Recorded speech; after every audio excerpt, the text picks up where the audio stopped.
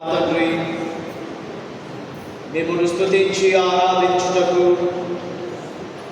నీ నామమును హెచ్చించుటకు మాకు అనుగ్రహించిన మరొక అవకాశమును బట్టి మీకు వందనములు. మా స్తుతులపై ఆశీనుడవై ఉన్న దేవా, నీ పరిశుద్ధ వాక్యమును మేము ధ్యానించనై ఉండగా నా నోటి మాటలు, మా అందరి యొక్క హృదయ ధ్యానం మీకు అంగీకారముగా, మాకు ఆశీర్వాదకరముగా ఉండు కృపణీయుమని యేసు నామమున ప్రార్థిస్తున్నాము తండ్రి, ఆమేన్. దయచేసి కూర్చునండి.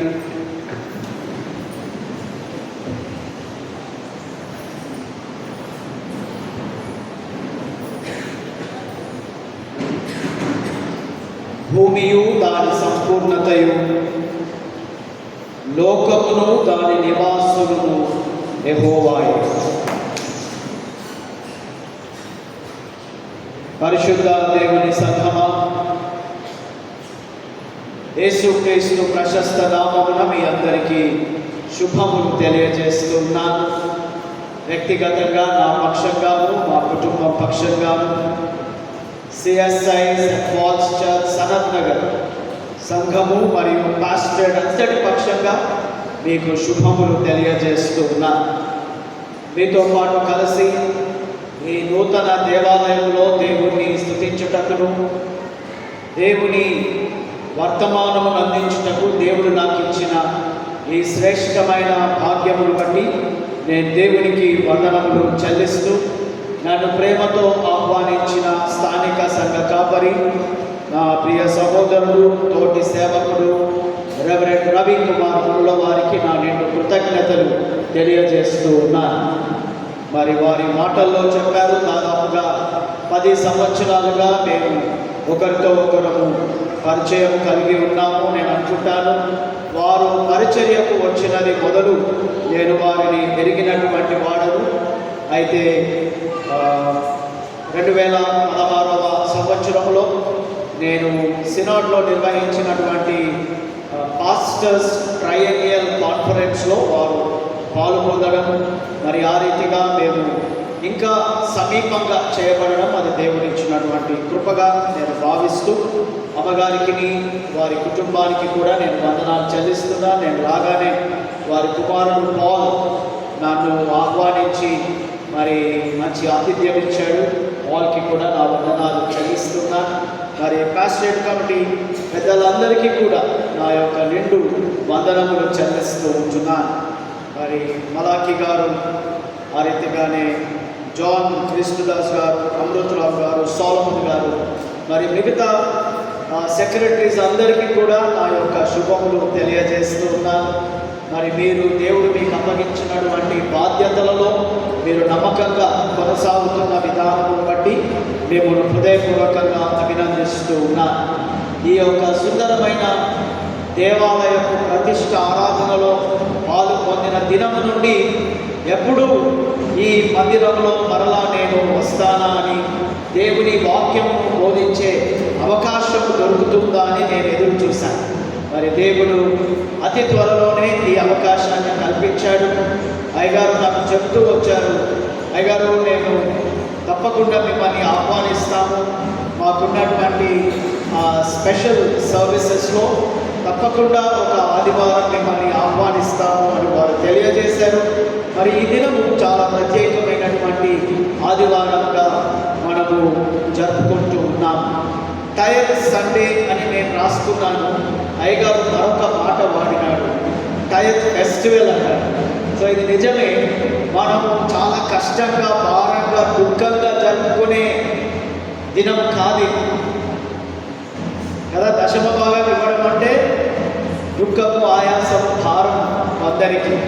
కానీ అయ్యగారు ఒక మంచి మాట వాడినాడు, టైర్ ఫెస్టివల్ అన్నాడు. So it is a celebration. దేవునికి మన దశమ భాగములు చెల్లిస్తూ దేవునికి కృతజ్ఞతాస్తుతులు చెల్లించడము, దీనిని ఒక పర్వదినముగా, పండుగగా ఆచరించడం అనేది ఒక గొప్ప దీవెనకరమైనటువంటిది. మరి ఆ రీతిగానే ఏసీటీసీ నుండి ఈ ప్రతి వారము కాంకరెంట్ ఫీల్డ్ ఎక్స్పోజర్లో జగద్గిరిగుట్ట వెస్టర్న్ చర్చ్కి ప్రతి ఆదివారం వస్తూ సహాయపడుతున్నటువంటి మరి అబ్రహాంను కూడా నేను అభినందిస్తూ ఉన్నాను. మరి తాను వీరి 4th ఇయర్లో ఉన్నాడు. మరి చాలా ఆసక్తిగా దేవుని సేవలో పాల్గొంటూ అనేక విషయాలు మీ నుండి నేర్చుకుంటూ ఉన్నాడు. మీకు తెలియకుండానే ప్రతి ఆదివారం మీకు సహాయకరంగా వచ్చే గురువులకు మీరు అనేక విషయాలు నేర్పిస్తారు. అంత మాత్రమే కాకుండా వారికి ఒక మినిస్టీరియల్ ఫార్మేషన్ మీరు కలుగజేస్తారు. కనుక మిమ్మల్ని అభినందిస్తూ మరి ప్రతి వారం మీకు సహాయకరంగా వస్తున్న అబ్రహాం అయ్య గారికి మీరు ఎప్పుడూ సహకరించాలని, వారిని ప్రోత్సహించాలని నేను మనవి చేస్తూ ఉన్నాను. ఈ దినము చాలా ప్రత్యేకమైనటువంటి దినం. సిఎస్ఐ వెస్టర్న్ చర్చ్ జగద్గిరిగుట్ట సంఘ జీవితంలో అయ్యగారు చెప్పారు, ఇది కేవలము ఈ దినమునకు లేదా ఈ మాసమునకు సంబంధించింది మాత్రమే కాదు, మన అనుదిన జీవితంలో ఇది ఒక అలవాటుగా మార్చబడాలి. దశమ భాగము దేవుని యొక్క ఆజ్ఞయని, దశమ భాగము దేవుడు మన నుండి ఆశించేదని, దశమ భాగము మనము ఆశీర్వాదాలు అనుభవించడానికి ఒక గొప్ప సాధనముగా దేవుడు మనకిచ్చాడని ఈ దినము జ్ఞాపకం చేయబడడం కొరకు ప్రత్యేకంగా ఈ యొక్క దశమ భాగముల ఆదివారము లేదా పండుగను ఏర్పాటు చేసి ఉన్నారు. దీన్ని ఏర్పాటు చేసినటువంటి సంఘ కాపరిని, ఆ రీతిగానే కమిటీ సభ్యులందరినీ కూడా నేను అభినందిస్తూ ఉంటున్నాను. మనము మరచిపోతూ ఉన్నటువంటి దానిని మరలా మనకు గుర్తు చేయడానికి ఈ దినము ఏర్పాటు చేయబడి ఉన్నది. మరి దశమ భాగములు మనము దేవునికి సమర్పించాలని దేవుని వాక్యము మనకు జ్ఞాపకం చేస్తూ ఉంది. బైబిల్ గ్రంథంలో కొంతమంది వ్యక్తుల జీవితాలను మనము పరిశీలిస్తే వారు ఏ రీతిగా దశమ భాగమును దేవునికి ఇచ్చడం ద్వారా అధికముగా ఆశీర్వదింపబడినారో మనము గ్రహిస్తాం. ఆదికాండము 14వ అధ్యాయమును మనము గమనిస్తే అబ్రహాము సహోదరుడైనటువంటి లోతు సొదొమలో నివసిస్తూ ఉన్నాడు. ఆ సమయంలో సొదొమ రాజు ఓడింపబడ్డాడు. చుట్టుప్రక్కల ఉన్నటువంటి 5 రాజులు సొదొమ, గొమొర్రా, అంత మాత్రమే కాకుండా వారికి సహాయకరంగా ఉన్న మిగతా 2 రాజ్యాలను ఓడించి అక్కడ ఉన్నటువంటి బలిష్ఠులను, వారు ప్రజలు కలిగి ఉన్నటువంటి ఆస్తిపాస్తులను దోచుకొని వెళ్ళారు. ఆ క్రమంలో లోతు అపహరించబడ్డాడు. అంత మాత్రమే కాకుండా ఇశ్రాయేలులకు చెందినటువంటి ఆస్తులన్నీ కూడా, ఆభరణములు, పశు సంపద అపహరించబడింది. ఈ వార్త వినినటువంటి అబ్రాము దేవుని నామమున, దేవుని సహాయంతో శత్రువులను ఓడించి తన సహోదరుడైన లోతును విడిపిస్తాడు. అంత మాత్రమే కాకుండా అపహరింపబడినటువంటి ఆభరణములను, వస్తువులను, పశు సంపదనంతటిని కూడా తిరిగి సమకూరుస్తాడు. ఆ క్రమంలో యాజకుడైనటువంటి మెల్కీసెదకు అబ్రహామును ఆశీర్వదిస్తూ ఉన్నాడు. షాలేము రాజు అయిన మెల్కీసెదకు రొట్టెను, ద్రాక్షారసమును తీసుకొని వచ్చాడు. 18వ వచనం. అతడు సర్వోన్నతుడకు దేవునికి యాజకుడు. అప్పుడు అతడు అబ్రహామును ఆశీర్వదించి ఆకాశమునకు, భూమికిని, సృష్టికర్తయును సర్వోన్నతుడైన దేవుని వలన అబ్రాహాము ఆశీర్వదింపబడునుగాక అనియు, నీ శత్రువులను నీ చేతికి అప్పగించిన సర్వోన్నతుడకు దేవుడు స్తుతింపబడునుగాక అనియు చెప్పాను. మెల్కీసెదెకు యాజకుడు అబ్రాహామును దీవిస్తూ ఉన్నాడు.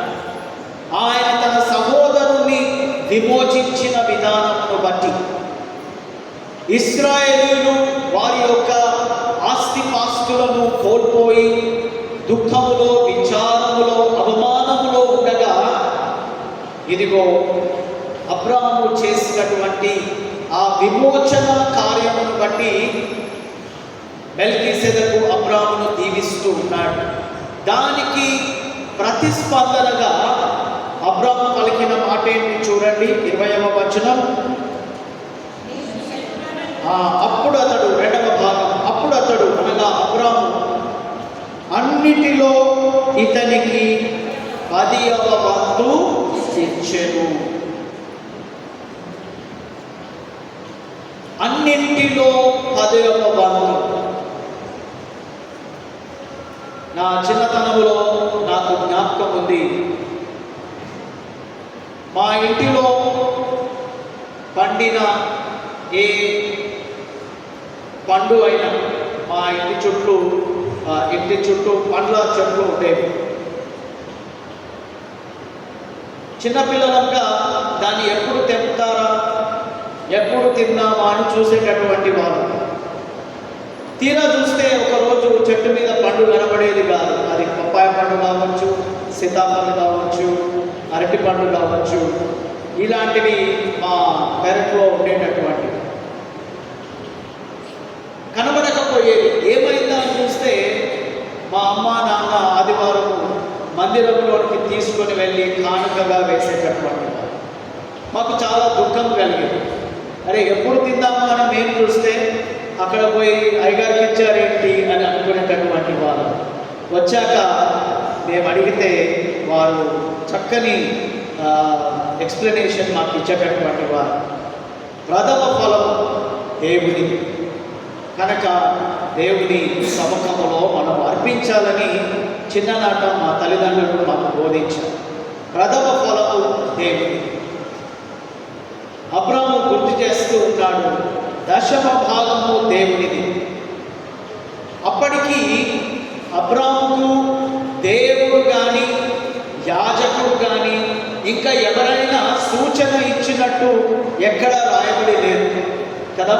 బైబిల్ గ్రంథంలో అబ్రాహాము 10వ భాగం ఇచ్చే వరకు కూడా 10వ భాగంలో కూర్చిన ప్రస్తావన లేదు. దేవుణ్ణి స్తుతించారు, అర్పణలు అర్పించారు. కయీను, ఏబేలు కదా, ఒకరు పంటలో నుండి, ఒకరు గొర్రెలలో నుండి దేవునికి అర్పణ అర్పించారు.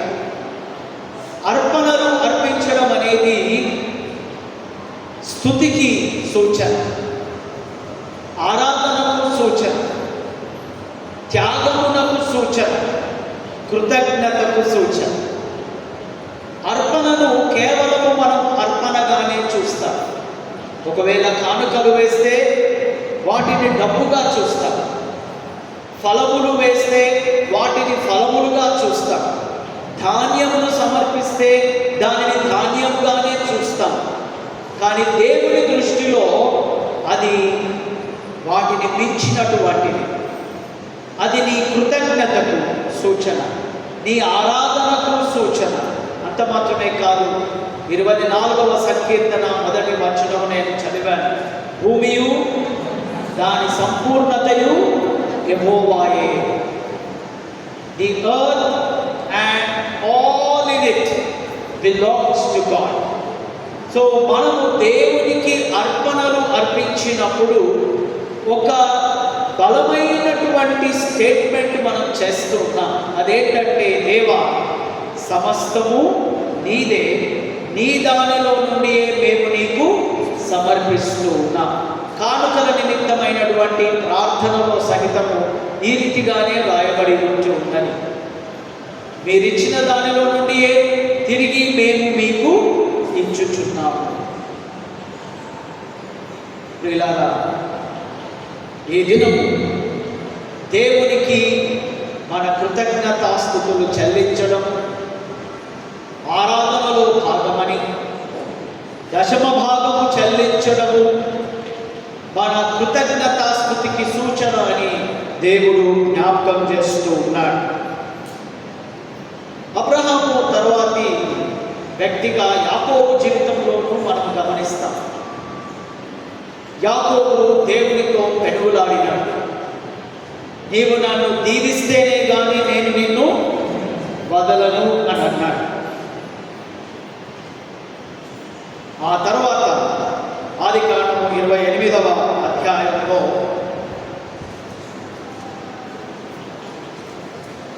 22 వచనాలు చదువుతాను. 20 నుండి 22 వచనాలు.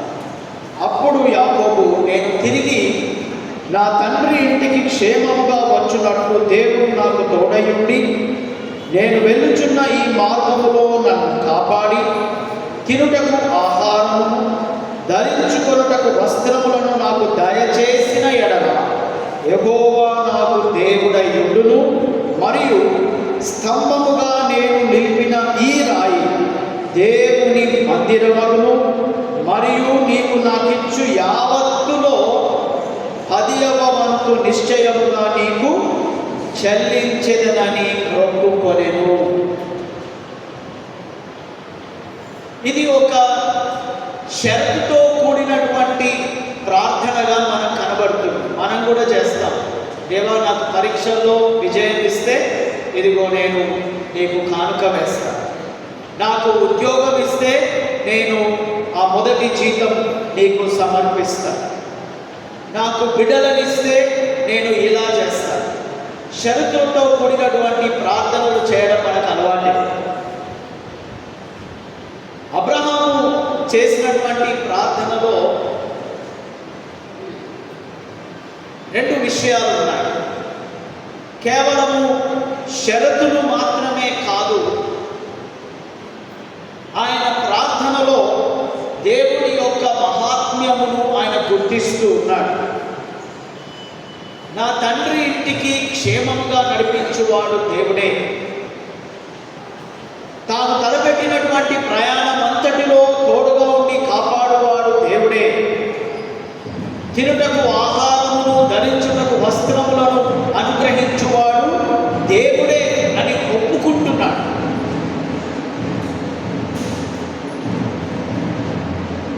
కనుకనే యేసు ప్రభువు అన్నాడు, మీరు ఏమి తిందుమా అని మీ ఆహారమును గూర్చి అయినను, ఏమి ధరించుకుందుమా అని మీ వస్త్రములను గూర్చి అయినను మీరు చింతింపకుడి.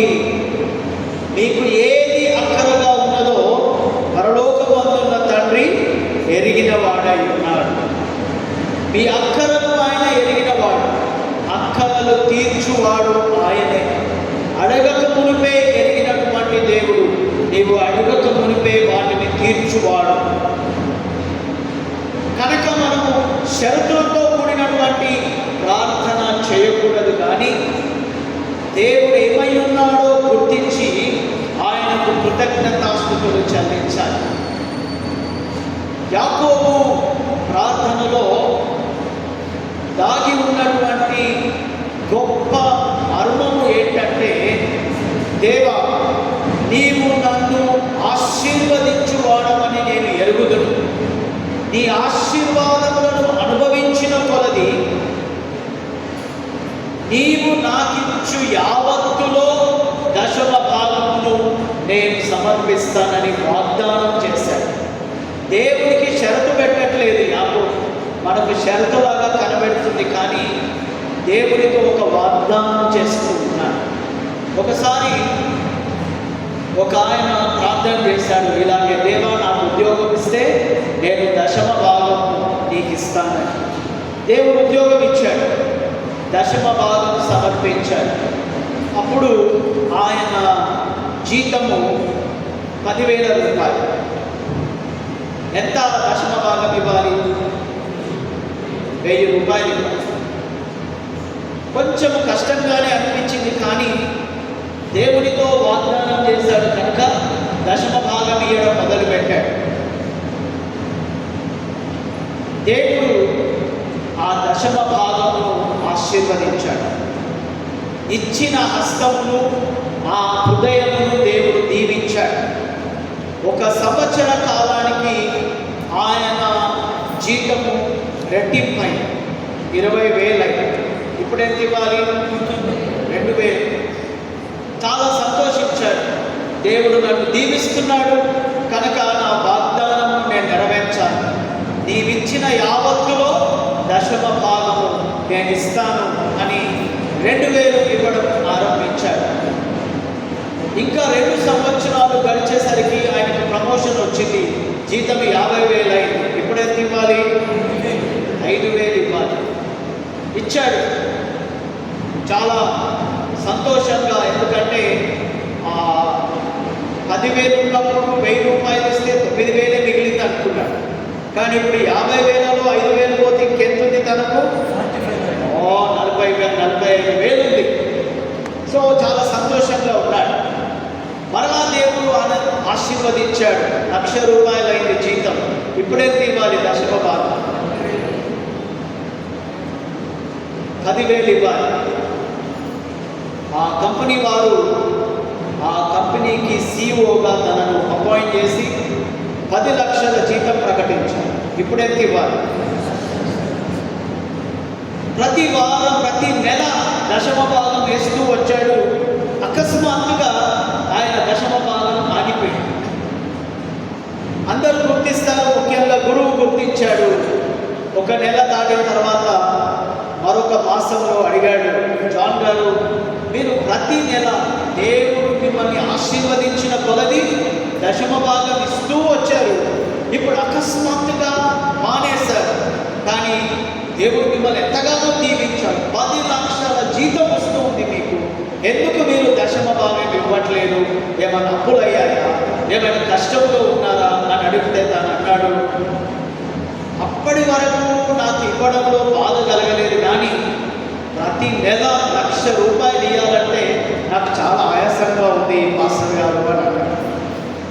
1,00,000 రూపాయలు ఇవ్వడము ఆయాసంగా ఉంది అన్నాడు. దానికి మాస్టర్ గారు ఏమన్నారంటే, పర్వాలేదు జాన్ గారు, మీకు ఆయాసం కలగకుండా ఎంతైతే మీరు దశమ భాగం ఇవ్వగలుగుతారో అంతే జీతం నీకు ఇచ్చినట్లు నేను ప్రార్థన చేస్తాను. అయ్యగారు చేతులు పట్టుకున్నాడు, అయ్యా పని చేయకు, 10 లక్షల జీతం దేవుడు నాకు ఇస్తున్నాడు, 1,00,000 రూపాయలు నాది కాదు, అది ఎవరిది? దేవునిది.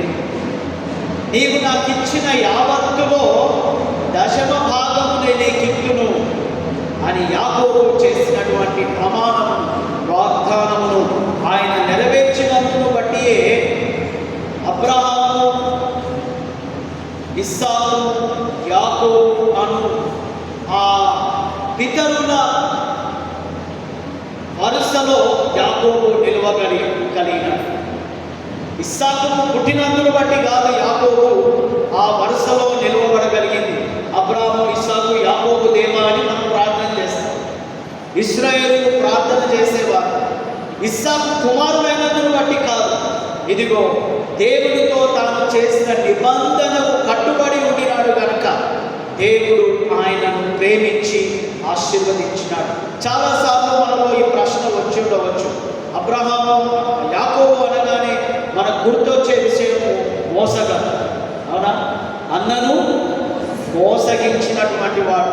అంతగా మోసగించిన వారిని దేవుడు ఎలా ఆశీర్వదించాడు? నాకు వచ్చింది ఈ ప్రశ్న, మీకు రాలేదా?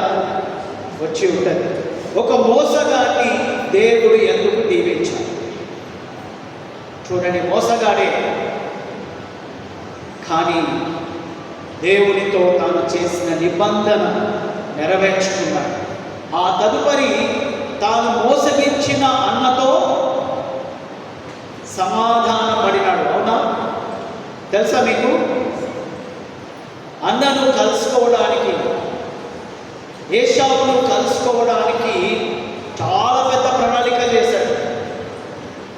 ముందర తన సేవకులను పెట్టాడు, తన భార్యను ఉంచాడు, పిల్లలను ఉంచాడు. తర్వాత తాను నడుచుకుంటూ వెళ్తూ ఉన్నాడు. కొందరు ఏమంటారంటే, ఒకవేళ ఏశావు కోపంతో కొట్టాలన్నా చంపాలన్నా మొదట ఎవరు పోతారు? వాళ్ళంతా పోతారు, ఇంత లోపలైనా తప్పించుకోవచ్చు అని అనుకున్నాడు. కానీ మనము బైబిల్ గ్రంథాన్ని చదివితే ఏశావు సమీపించినప్పుడు యాకోబు ముందుకొచ్చాడు. So he was not trying to escape, but rather he was preparing himself. తన్ను తాను సిద్ధపరచుకుంటూ ఉన్నాడు. నేను మోసగించిన అన్నను నేను ఎలా ఎదుర్కోవాలి? అన్న నన్ను క్షమిస్తాడా?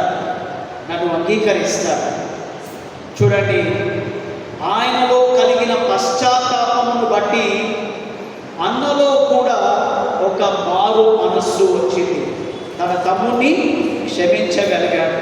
ఇరువురు కూడా ఒకరిని ఒకరు హత్తుకొని అన్న మెడ మీద అతను ముద్దు పెట్టి క్షమాపణ వేడుకొనినట్టుగా, తిరిగి సమాధాన పడినట్టుగా మనం చూస్తాం. దేవుడు మన అర్పణలను ఎప్పుడు అంగీకరిస్తాడంటే, నీ సహోదరులతోనైనను నీ సహోదరులతోనైనను నీకు వ్యాజ్యం ఉన్న ఎడల ఏం చేయమన్నాడు? మొదట వెళ్ళి నీ పంచాయతీ తీర్చుకొని వాడిని కొడతావా, ఏం చేస్తావు చేసి ఆయనకు రమ్మన్నాడా?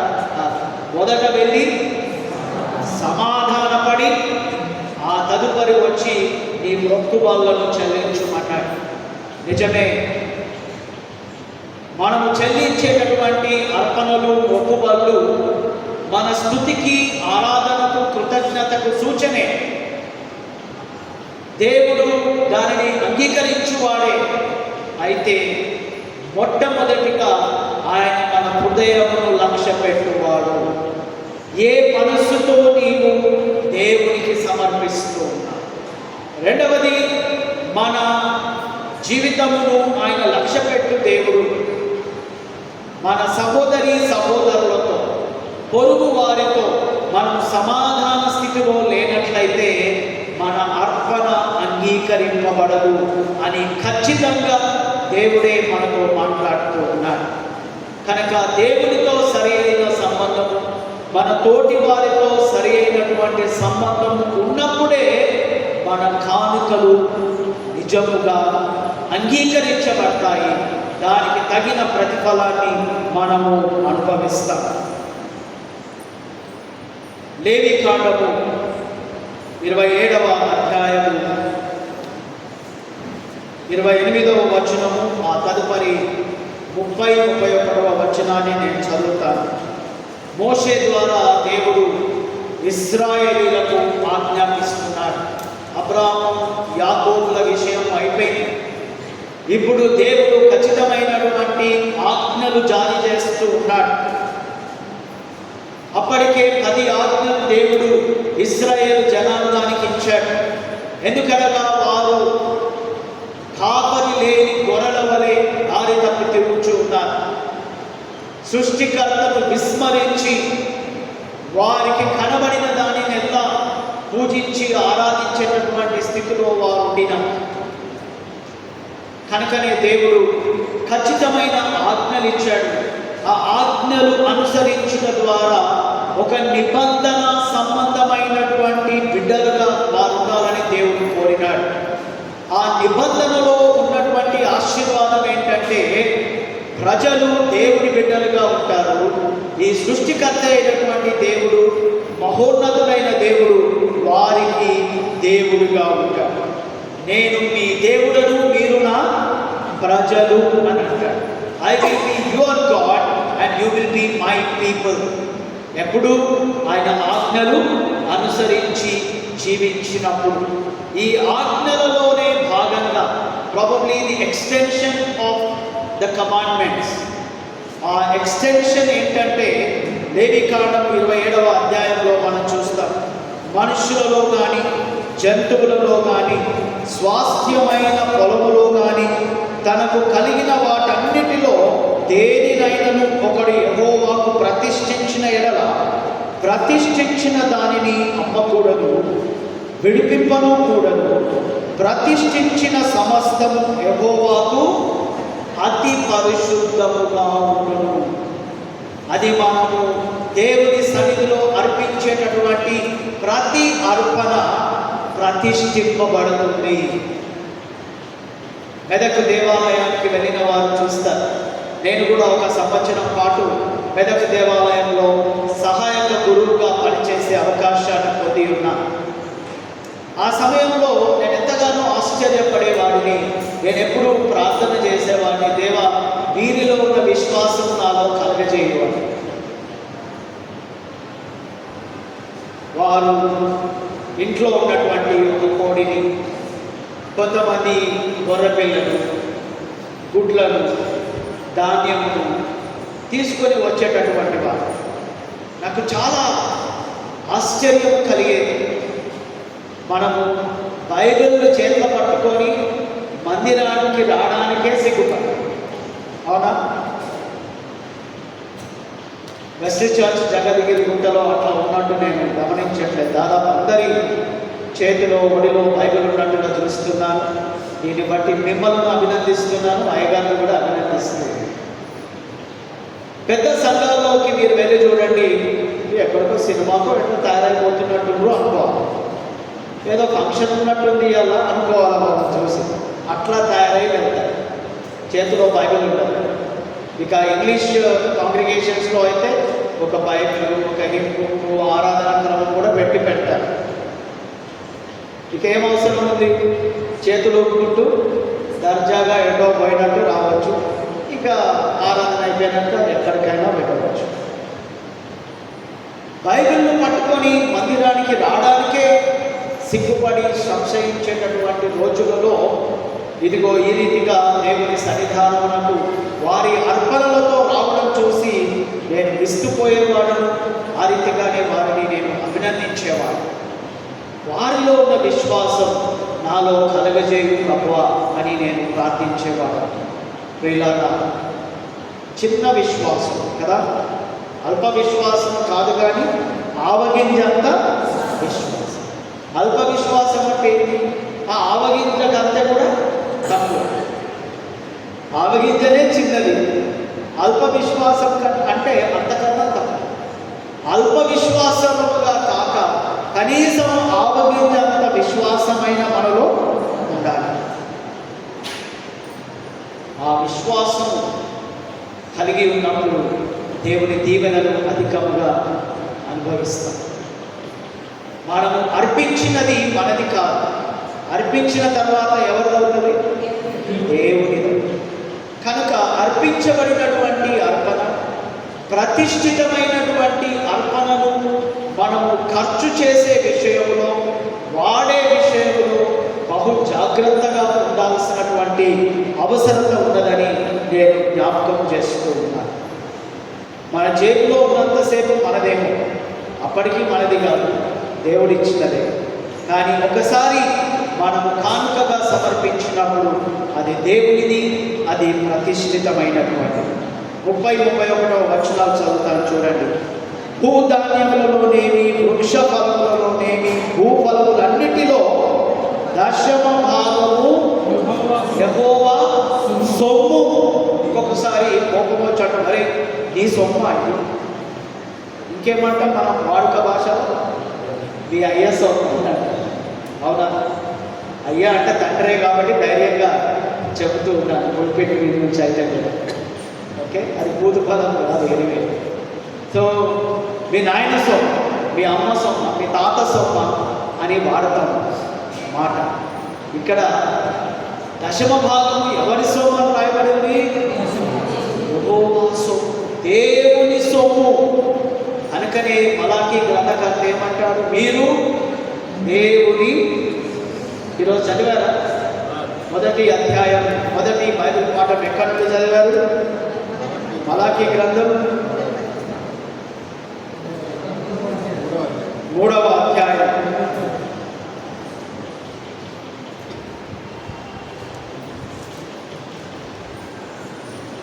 ఎనిమిదవ వచనం. మానవుడు దేవుని యొద్ద దొంగిలునా, అయితే మీరు నా యొక్క దొంగిలితిని.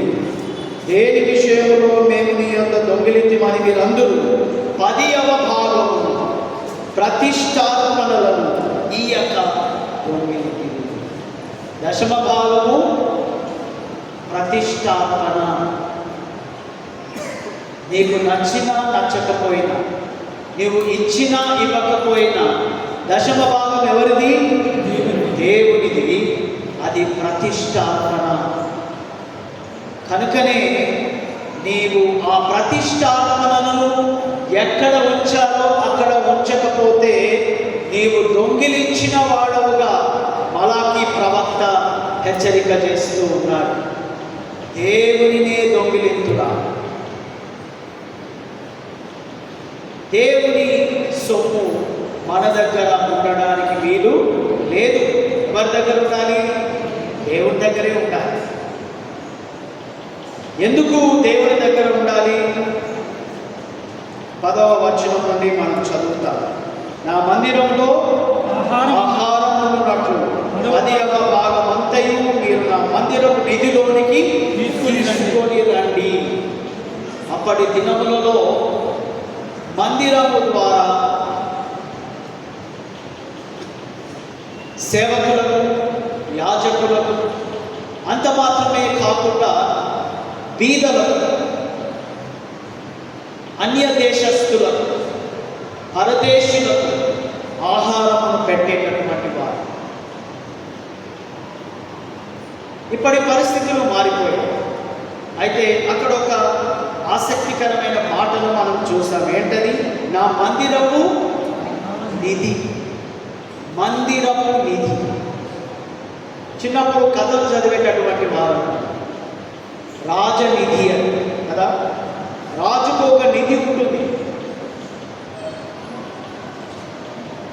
రాజును మెప్పించి రాజు యొక్క ప్రశంసను పొంది బహుమానం పొందాలని నేర్పరితనము కలిగినటువంటి వారు ప్రయత్నించేవారు. ఒక శిల్పకారుడు అయితే ఏం చేస్తాడు? ఒక చక్కని శిల్పమును చెప్తాడు. ఎవరిని దృష్టిలో పెట్టుకొని చెప్తాడు? తాను పొందబోయే బహుమానం, రివార్డ్.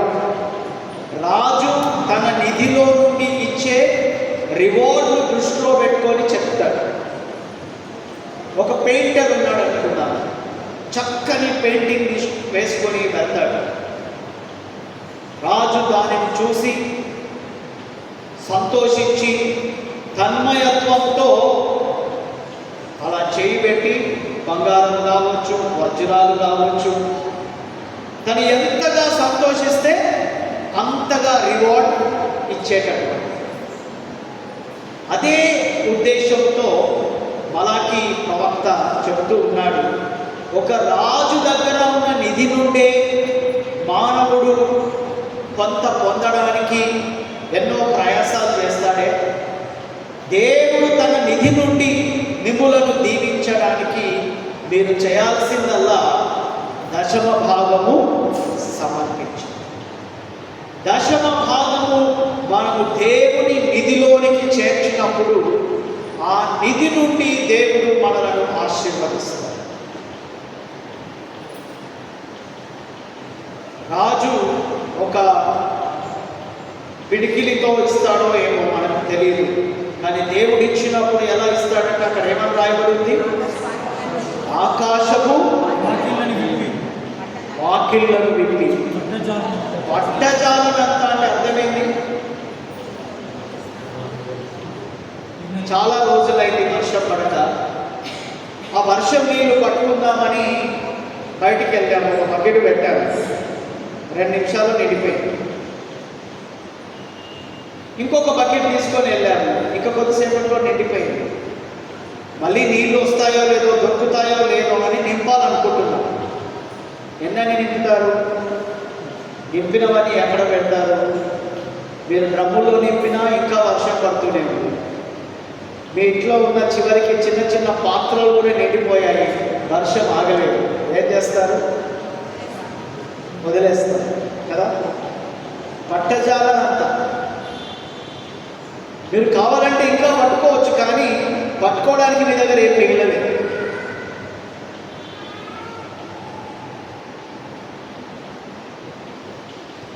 ఒకసారి ఒక అమ్మ వారి కుమారుడు ఒక తల్లి కుమారుడు ఒక షాప్కి వెళ్ళాడు. ఆ బాబు చాలా ముద్దుగా ఉన్నాడని ఆ షాప్ కీపర్ ఏం చేశాడంటే ఆ బాబుకి చెప్పాడు, నాన్న నువ్వు వచ్చినప్పటి నుండి ఆ చాక్లెట్స్ ఉన్నటువంటి ఆ జార్ వైపే చూస్తూ ఉన్నావు. అద్దపు జార్లో చాక్లెట్స్ ఉన్నాయి. పిల్లోడు దాని వైపు ఆకర్షితుడయ్యాడు. ఆ షాప్ యజమానికి ఏమనిపించిందో ఆ పిల్లోడితో అన్నాడు, సరే నీవు ఆ మూత ఓపెన్ చేసి నువ్వు తీసుకో అని అన్నాడు. ఏం చేస్తారు ఇక వెంటనే, కానీ ఆ పిల్లోడు తీసుకోడు. చాలా విచిత్రం. మీరు చెప్పి చూడండి పిల్లలకి ఎవరికైనా. ఇప్పుడు పిల్లలకి చాలా ఇష్టం చాక్లెట్స్, ఐస్ క్రీమ్స్ కదా.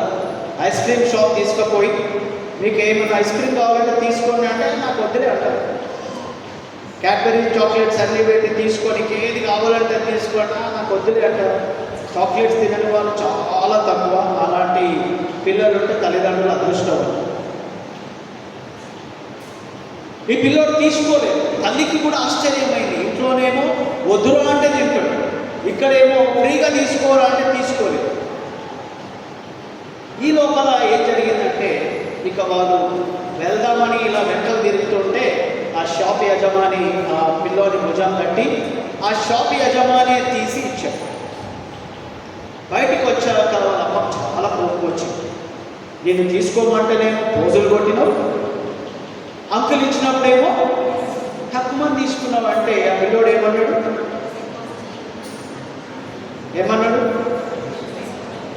నా పిడికిలి చిన్నది, అంకుల్ పిడికిలి. చూసారా ఎంత తెలివిమంతులో పిల్లలు. ఎప్పుడైనా మీరు ఏదైనా తీసుకోమంటే వద్దు అంటే అమ్మ మంచోళ్ళు అనుకోకండి, వాళ్ళ మైండ్లో ఎక్కేదో పెద్దది కదా. నిజమే. ఇలాగా మానవులముగా ఎవరి ద్వారానైనా మనము లబ్ధి పొందిన మేలులు పొందిన అవి చిన్న పిడికిలి లాంటివి. కానీ దేవుడు ఆశీర్వదించినప్పుడు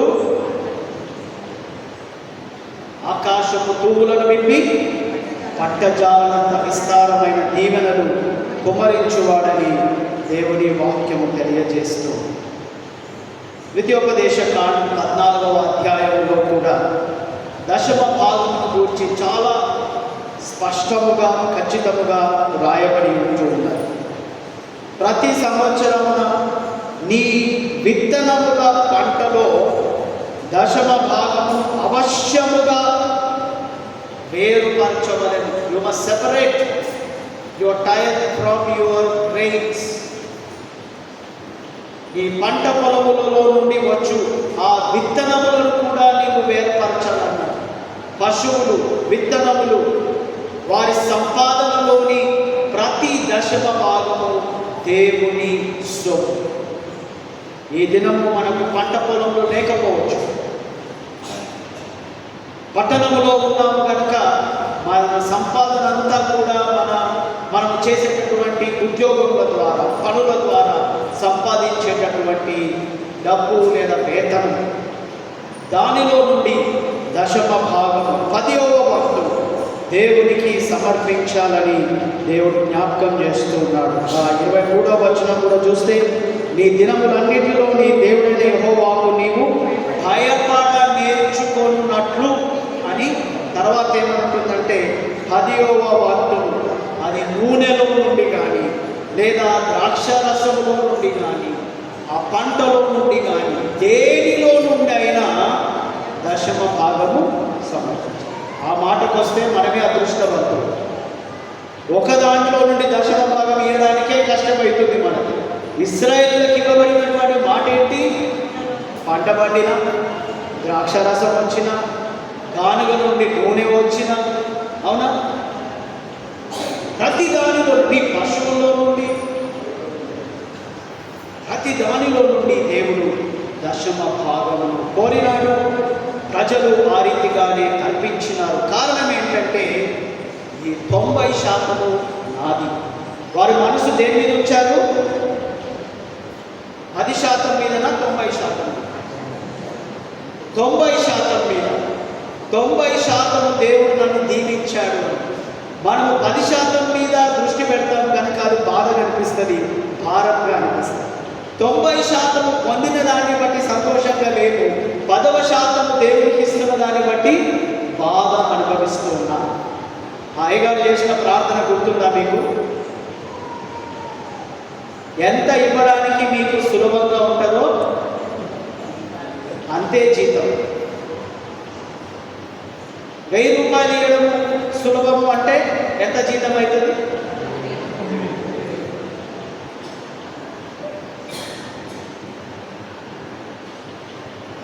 దేవుడు ఆశీర్వదించిన కొరింథీయులకు రాయబడినటువంటి పత్రికలో మనం చూసాము. కొరింథీయులకు రాయబడిన 2వ పత్రిక 8వ అధ్యాయం ఎవరి గురించి రాయబడి ఉన్నది? మాసిదోనియా సంఘం. అవునా? మాసిదోనియా సంఘము వారు బహుశ్రమల వలన పరీక్షింపబడగా అత్యధికముగా సంతోషించి, వారి శ్రమలోనూ సంతోషించినటువంటి సంఘం. నిరుపేదలైనను వారి దాతృత్వము బహుగా విస్తరించింది. సో 2 కాంట్రాస్టింగ్ సినారియోస్ మనకు కనబడుతూ ఉన్నాయి. శ్రమలలో మనం చేసేది ఏంటి? మీరేం చేస్తారు? శ్రమలు కలిగినప్పుడు బాధపడతాం, రెండవది దేవుని దూషిస్తాం. మోషే కూడా శ్రమలు ఎక్కువ కాగానే ఏమన్నాడు? అయ్యా, నేను వీళ్ళని అన్నాను, నాకు ఎందుకు అయ్యా ఇంత బాధ అన్నాడు. ఎందుకు ఈ శ్రమ? సో శ్రమలలో మనం చేసేది ఏంటంటే దేవుణ్ణి దూషించడం. కానీ మాసిదోనియా సంఘం ఏం చేసింది? అత్యధికముగా సంతోషించింది. ఇది సాధ్యమా? శ్రమలో సంతోషించడం సాధ్యమా? ఎప్పుడు సాధ్యం అంటే ప్రతి రాత్రి తర్వాత ఏం జరుగుతుంది? ఉదయము. అవునా? ప్రతి రాత్రి తర్వాత ఉదయం ఉన్నదని వారు విశ్వసించారు. ఇప్పుడు నేను చీకటి గుండా వెళ్తూ ఉన్నాను, కానీ నేను వెలుగును చూస్తాను. దేవుడు, నాలో ఉన్న దేవుడు నేను ఎదుర్కొంటున్నటువంటి సమస్య కంటే కూడాను, ఈ శ్రమల కంటే కూడాను బలవంతుడైనటువంటి దేవుడని వారు విశ్వసించారు. కనుకనే శ్రమలోనూ వారు సంతోషించగలిగారు. నిరుపేదలు, మనకు కంపారిజన్ ఉంటుంది కదా, గుడ్, బెటర్, బెస్ట్. పేదలు అంతకన్నా కింద అంటే ఏంటి? నిరుపేదలు. పేదలకే పాపం ఏముండదు, నిరుపేదలకి ఏముండదు, ఏమి అసలే ఉండదు. సో వారి స్థితి, ఆర్థిక స్థితి ఎలా ఉంటుందంటే నిరుపేదలుగా ఉన్నారు. ఈ ఆహారం ఈ పూటకు దొరుకుతుందా లేదా అన్న స్థితి కాబోదు. కానీ వారు ఏం చేశారు? ఆ స్థితిలోనూ ఏ లక్షణం కలిగి ఉండినారు, ఏం అలవాటు కలిగి ఉండినారు? బహుగా దాతృత్వమును కలిగి ఉన్నారు. వారిని బట్టి యెరూషలేములో దేవాలయం కట్టబడుటకు విరాళములు సేకరించబడ్డాయి. అంత మాత్రమే కాదు, పౌలు భక్తుడు అలాంటి సేవకులు పరిచర్య జరిగించడానికి వారు విరాళములు సేకరించారు.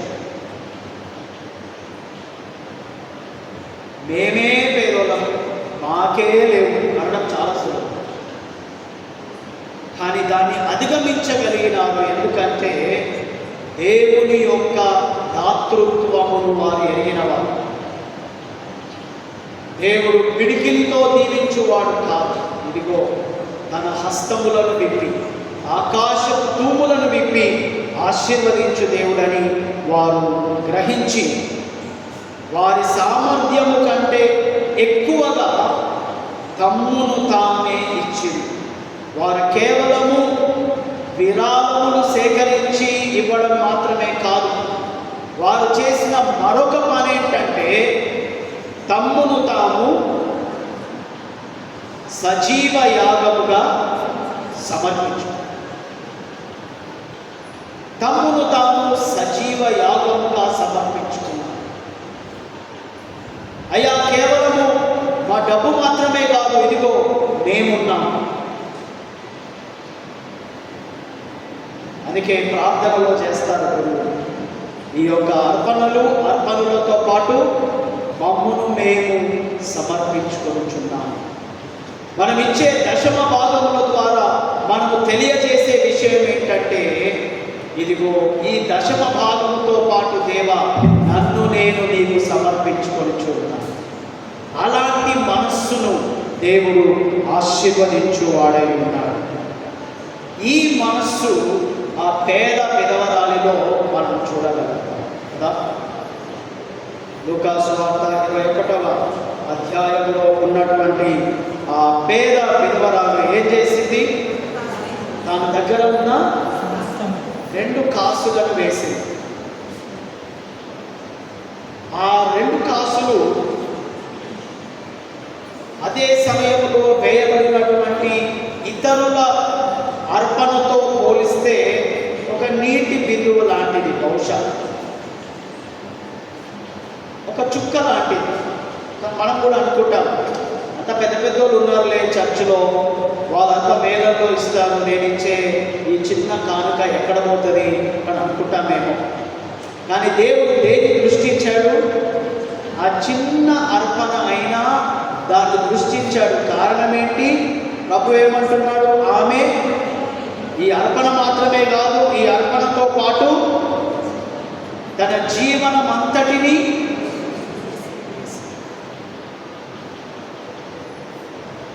దేవుడు మనకు అనుగ్రహించే సామర్థ్యము చొప్పున దేవునికి మనము కానుకలు చెల్లించాలి.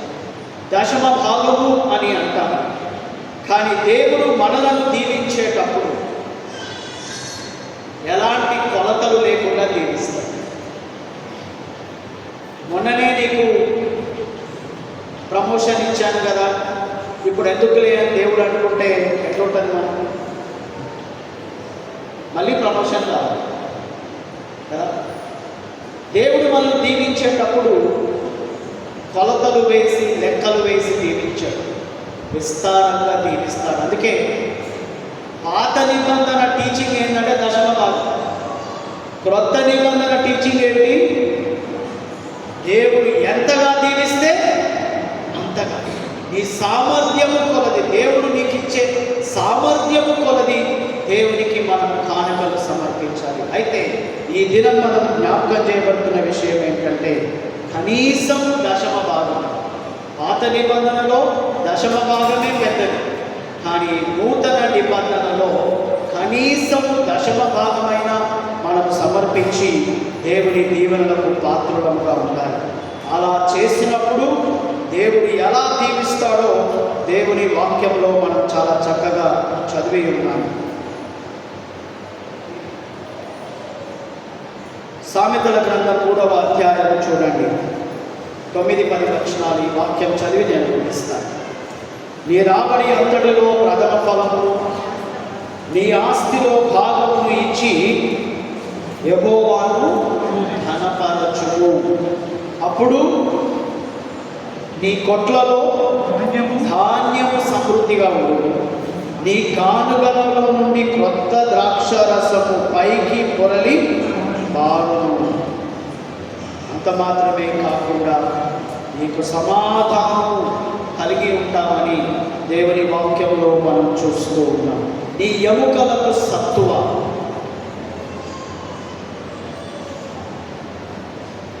ఈ గృహములో దీవెన, వ్యక్తిగతముగా కుటుంబ పరముగా ఆశీర్వాదములు అనుభవించే స్థితిలో మనము ఉండగలుగుతాము. కనుకనే ప్రియులారా, ఇది దేవుని ఆజ్ఞయని, దశమ భాగము దేవుని సొమ్మని, దానిని ఇచ్చుట ద్వారా మనమే దీవించబడతామని మరొక మారు జ్ఞాపకం చేయబడుతూ ఉన్నాం. కనుక దశమ భాగం అనేది కేవలం డబ్బుతో ముడిపడి లేదు, కానీ మన విశ్వాసంతో ముడిపడి. దశమ భాగం అనేది ఇది దేవునికి అక్కరా అని మనం ఇవ్వట్లేదు, కానీ మనము దీవించబడి ఉన్నామని దేవునికి మనం సమర్పిస్తూ ఉన్నాము. ఇంకనూ దీవించబడుట నిమిత్తమై మనం సమర్పిస్తూ ఉన్నాము. కనుక సరి అయినటువంటి దృక్పథమును కలిగి ప్రతి మాసం దేవునిని దొంగిలించక దేవునికి చెందినది దేవునికే సమర్పిస్తూ అధిక ఆశీర్వాదాలు పొందుటకు దేవుడు తన పరిశుద్ధాత్మ సహాయం నడిపింపు మనకు దయచేయుగా ప్రార్థిస్తాం. కృపగల దేవా, మాతో మాట్లాడినందుకు మీకే వందనములు, స్తోత్రాలు. మా తప్పిదములను మన్నించండి ప్రభువా. మా విశ్వాస జీవితమును సరిచేయండి.